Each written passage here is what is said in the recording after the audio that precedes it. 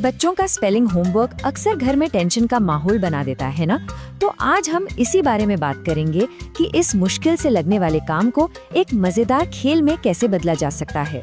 सोचिए, शाम का वक्त है, बच्चा स्पेलिंग लिस्ट के सामने बैठा है, आंखों में आंसू हैं और आप परेशान हैं। ये सीन शायद काफी जाना पहचाना लग रहा होगा, है ना? ज्यादातर घरों में यही होता है और ये बच्चों और पेरेंट्स दोनों के लिए ही काफी फ्रस्ट्रेटिंग हो जाता है। लेकिन क्या हो अगर स्पेलिंग सीखना एक स्ट्रेस फ्री एक्सपीरियंस बन जाए? जी हाँ, एक बेहतर तरीका है। एक ऐसा तरीका जो स्पेलिंग प्रैक्टिस को रोज की लड़ाई से एक एक्साइटिंग गेम में बदल देगा। सबसे पहले तो एक बात समझना बहुत जरूरी है। अगर आपके बच्चे को स्पेलिंग्स में मुश्किल हो रही है तो ये उनकी गलती बिल्कुल नहीं है। असल में प्रॉब्लम इंग्लिश लैंग्वेज के स्ट्रक्चर में ही है। इंग्लिश कई अलग अलग लैंग्वेजेस का एक मेल्टिंग पॉट है। जर्मन, फ्रेंच, ग्रीक सबका थोड़ा थोड़ा हिस्सा है, इसीलिए इसके रूल्स कंसिस्टेंट नहीं है। फॉर एग्जाम्पल, वेट, वेट और एट तीनों की साउंड एक जैसी है पर स्पेलिंग्स बिल्कुल अलग। तो ऐसे में सिर्फ रट्टा मारने को कहना बच्चों के लिए स्ट्रेसफुल भी है और इनफेक्टिव भी। तो इसका सीक्रेट क्या है? सीक्रेट रट्टा मारने में नहीं है, सीक्रेट है इस पूरी जर्नी को समझने में। स्पेलिंग सीखना एक डेवलपमेंटल प्रोसेस है, एक सफर है जिसके अलग अलग स्टेजेस होते हैं, और जब हम इस सफर को समझ जाते हैं तभी हम अपने बच्चे की आसानी से मदद कर पाते हैं। तो जे रिचर्ड जेंट्री नाम के एक एजुकेशन एक्सपर्ट ने स्पेलिंग डेवलपमेंट के 5 स्टेजेस बताए हैं। शुरू में बच्चा बस रैंडम लेटर्स लिखता है, फिर धीरे धीरे वो साउंड्स को पहचानने लगता है और आखिर में जाकर सही स्पेलिंग तक पहुंचता है। इसका मतलब क्या हुआ? मतलब ये कि आपके बच्चे की जो गलतियां हैं वो असल में इस लर्निंग प्रोसेस का एक नॉर्मल हिस्सा है। गलतियां नहीं, स्टेप्स हैं। तो आइए शुरू करते हैं पहले स्टेज से। ये है साउंड्स के साथ खेलना। ये स्टेज है 3 से 6 साल के बच्चों के लिए। और हाँ, इस स्टेज में राइटिंग पर बिल्कुल भी प्रेशर नहीं डालना है। यहाँ एक बहुत ही इम्पोर्टेंट कॉन्सेप्ट आता है, फोनेमिक अवेयरनेस।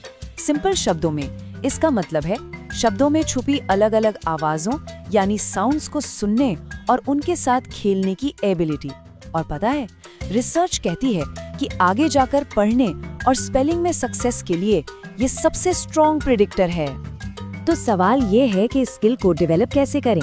बहुत आसान और मजेदार गेम से, जैसे बच्चों के साथ नर्सरी राइम्स गाइए। आई स्पाई तो खेला ही होगा, अब इसका साउंड वाला वर्जन खेलिए। Let's say I spy something that starts with the sound क। या फिर कार में जाते जाते राइमिंग वर्ड्स पूछिए। बेसिकली मकसद है बच्चे के कानों को साउंड्स के लिए ट्रेन करना। ओके, तो जब साउंड्स की फाउंडेशन स्ट्रॉन्ग हो जाती है तब हम आते हैं स्टेज 2 पर। ये है 6 से 8 साल के बच्चों के लिए। इस स्टेज में बच्चे साउंड्स को लेटर्स से कनेक्ट करना शुरू करते हैं और इसके लिए सबसे बेस्ट है हैंड्स ऑन एक्टिविटीज। अब देखिए, एक तरफ तो है वो ट्रेडिशनल तरीका, एक शब्द को 10 बार लिखो, काफी बोरिंग है ना? और दूसरी तरफ है मल्टी सेंसरी लर्निंग, मतलब एक साथ कई सेंसेस का इस्तेमाल करना, जैसे शेविंग क्रीम में लेटर्स फील करना या हवा में बड़ी बड़ी मूवमेंट से स्पेलिंग बनाना। ऐसे तरीके ब्रेन में स्ट्रॉन्ग मेमोरी कनेक्शंस बनाते हैं। इसे VAKT मेथड कहते हैं। V for visual, A for auditory, K for kinesthetic और T फॉर टैक्टाइल। रेत या शेविंग क्रीम में लिखना टैक्टाइल है, हवा में बड़े बड़े हाथ घुमाकर लिखना काइनेस्थेटिक है, अलग अलग रंगों से रेनबो वर्ड्स बनाना विजुअल है, और स्पेलिंग को गाते हुए या क्लैप करते हुए बोलना ऑडिटरी है।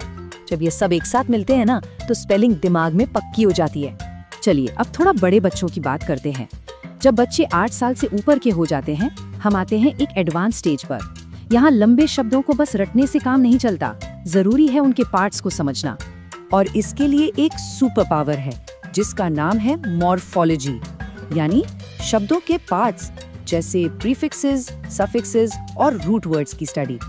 जब बच्चे इन बिल्डिंग ब्लॉक्स को समझ जाते हैं ना तो स्पेलिंग उनके लिए एक लॉजिकल पजल बन जाती है, गेस वर्क नहीं रहता। एक एग्जाम्पल देखते हैं। मान लीजिए बच्चे को पता है कि स्ट्रक्ट का मतलब होता है टू बिल्ड, तो वो कंस्ट्रक्ट, डिस्ट्रक्शन, स्ट्रक्चर जैसे कई वर्ड्स की स्पेलिंग आराम से समझ सकता है। वो शब्द बना रहा है, सिर्फ रट नहीं रहा। तो अभी तक हमने स्ट्रैटेजीज की बात की, लेकिन एक और चीज है जो बहुत बहुत जरूरी है, और वो है बच्चे की फीलिंग्स। स्पेलिंग को लेकर जो एंजाइटी होती है वो लर्निंग प्रोसेस को पूरी तरह से ब्लॉक कर सकती है। इसमें हमारी लैंग्वेज बहुत मैटर करती है। गलतियों को फेलियर की तरह मत देखिए, बल्कि उन्हें एक अपॉर्चुनिटी की तरह फ्रेम कीजिए। जैसे आप कह सकते हैं, वाओ, आज हमने एक नया वर्ड सही से लिखना सीखा। मिस्टेक्स तो बस हमें बताती हैं कि हमें और क्या सीखना है। इसी को ग्रोथ माइंडसेट कहते हैं। मैं ये नहीं कर सकता, ये एक फिक्स्ड माइंडसेट है। लेकिन मैं ये अभी तक नहीं कर सकता, ये ग्रोथ माइंडसेट है। वो छोटा सा शब्द अभी तक बच्चे के सेल्फ परसेप्शन को बिल्कुल बदल सकता है। ये उन्हें ट्राई करते रहने के लिए हिम्मत देता है। और अगर बच्चा सच में बहुत फ्रस्ट्रेटेड हो जाए तो क्या करें? सिंपल टेक्निक्स यूज कीजिए। एक छोटा सा ब्रेक ले लीजिए। हमेशा याद रखिए, 10 मिनट की फन प्रैक्टिस 1 घंटे की स्ट्रेसफुल लड़ाई से लाख गुना बेहतर है। आप 3-3-3 रूल जैसी ग्राउंडिंग टेक्निक यूज कर सकते हैं, या बस 5 लंबी गहरी सांसें लेने को कह सकते हैं।